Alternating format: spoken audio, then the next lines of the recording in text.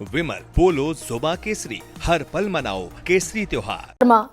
भाई अब ये पिछड़े और दलित जो निकल आए हैं सड़कों पर और कह रहे हैं हमारा हक दो हमें, यूजीसी चाहे आधा अधूरा जैसा भी है ओबीसी को शामिल कर लिया, इसको लागू करो, तो क्या करती दिखाई देगी सरकार अब?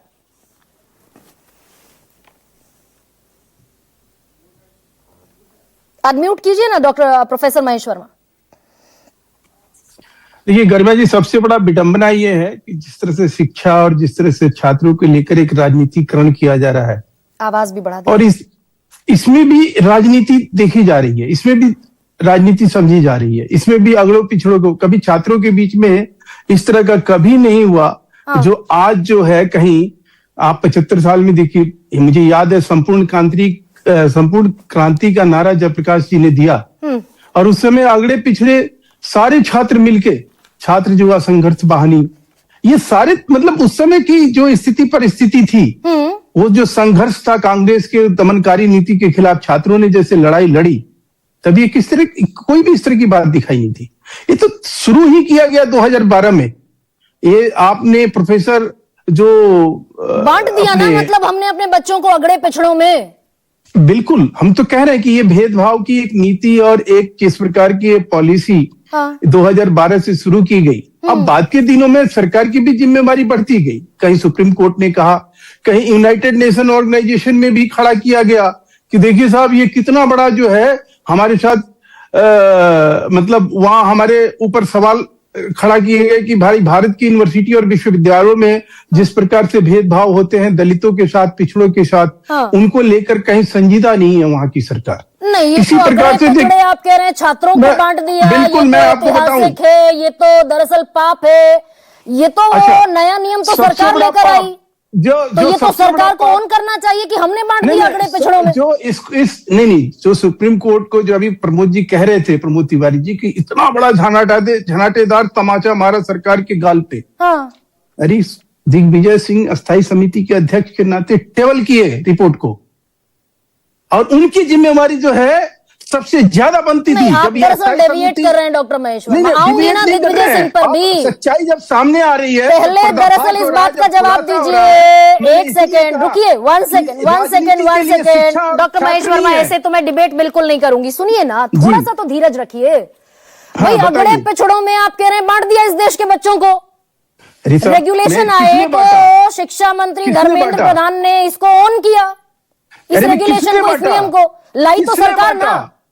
किसने बांटा? वही आपने कहीं ये बताया कि 2007 में प्रोफेसर सुखदेव तोराट कमेटी बनी, और उस कमेटी का क्या था रिपोर्ट, क्या निष्कर्ष था? उस निष्कर्ष को कहीं देश के सामने रख के बात करना चाहिए। धर्मेंद्र प्रधान कह रहे हैं, रुकिए, ये बड़ा गलत जा रहे हैं डॉक्टर महेश वर्मा। धर्मेंद्र प्रधान ने 27 जनवरी को बयान दिया, सभी को आश्वस्त करता हूं कोई भेदभाव नहीं होगा, सुप्रीम कोर्ट की निगरानी के भीतर व्यवस्था आई है, सरकार लेकर आई, उसमें कोई दो राय नहीं है। उन्होंने बिल्कुल एक सरकार में शिक्षा मंत्री के नाते उनका कर्तव्य यही बनता था कि वो कहीं देश के छात्रों को आश्वस्त करे कि आप किसी भी प्रकार से। और दूसरी बात गर्मा जी, नहीं पहले इसी को पूरा कीजिए, दूसरी पर बाद में जाइए, इसको पूरा कीजिए। नहीं, हम उसमें, मैं उसी बात को कहीं इससे जो अभी आगे कहने जा रहा हूं वो उसी से रिलेटेड है। हम इस देश में कभी कानून जो है ना, कानून नहीं हारा, हम हारे हैं, हम फेल हुए हैं। देश में ऐसा नहीं है SC ST OBC तो सरकार फेल हो गई, फिर ये मानिए डॉक्टर महेश वर्मा, अगर इस तरह का अगर कोई एक सेकंड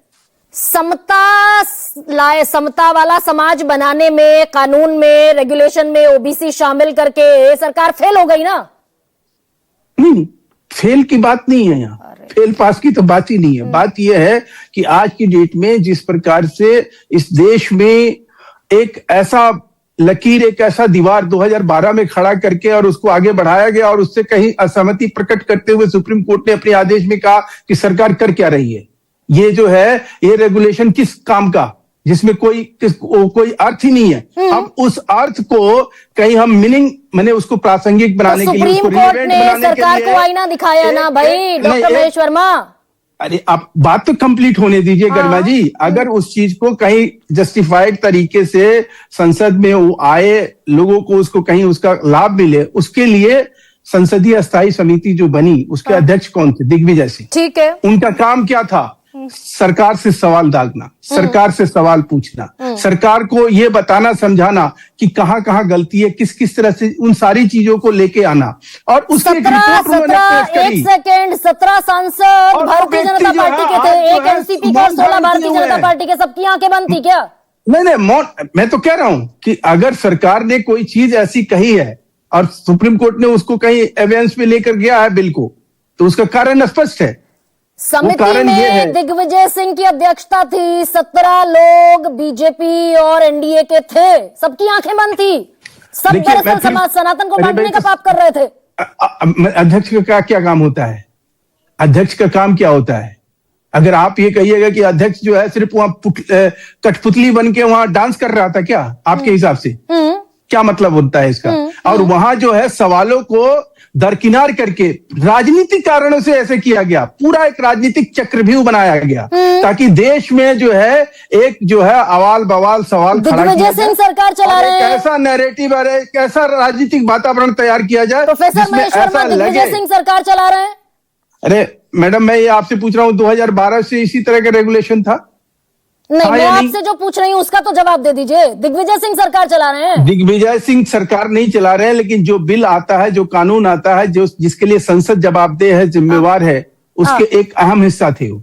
इस बिल के वो एक अहम कड़ी है। और फाइनल जो ड्राफ्ट गया, एक सेकेंड, फिर आप गलत जानकारी दर्शकों को दे रहे हैं डॉक्टर महेश वर्मा। आपके डिबेट में कहीं कांग्रेस, अरे भाई फाइनल जो दिग्विजय सिंह ने ड्राफ्ट बनाकर दे दिया वो चला गया शिक्षा मंत्रालय को। नहीं, आपके इस डिबेट अप्रूव किया धर्मेंद्र प्रधान ने।